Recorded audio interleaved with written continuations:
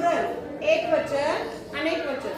जेव्हा नामाचं आपण अनेक वचन करत असतो तेव्हा आपण यापूर्वीच्या व्हिडिओमध्ये पाहिलं आहे की ओ असेल, शब्दाच्या शेवटी नामाच्या शेवटी ओ असेल तर आपण त्याला ईएस लावतो।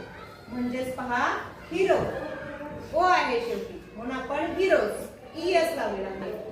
Hero heroes. त्याप्रमाणेच पहा शब्द काय आहे पोटॅटो शेवटी ओ आहे। पोटॅटोचा अनेक वचन करताना पोटॅटोज करताना आपण ईएस लावला ते आपण पाहिला।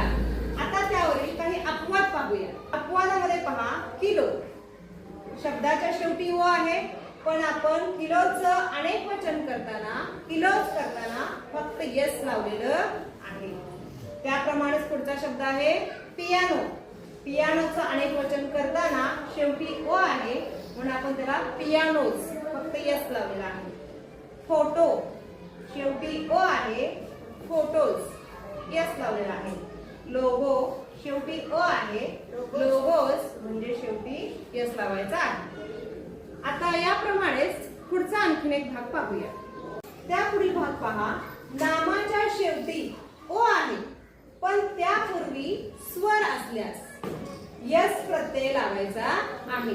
स्वर म्हणजे कुठले आहेत तर ए ई आय ओ यू हे इंग्रजीमधील 5 स्वर आहेत।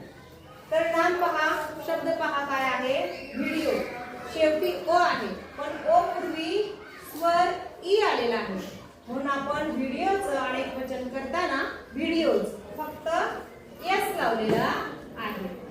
दुसरा शब्द आहे आपला झू। झू मध्ये शेवटी ओ आहे पण त्यापूर्वी स्वर ओ आलेला आहे।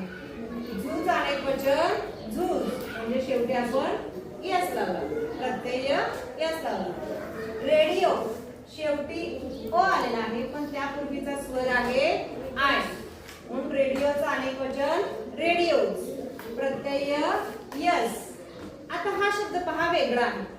बी शेवटी ओ आहे का नाही पण हे दोन्ही स्वर आहेत म्हणजे शब्दाच्या शेवटी स्वर असेल तर आपल्याला अनेक वचन करताना यस प्रत्यय लावायचा आहे। याप्रमाणे हे आजचे नियम आपण पाहिलेले आहेत। समजले का?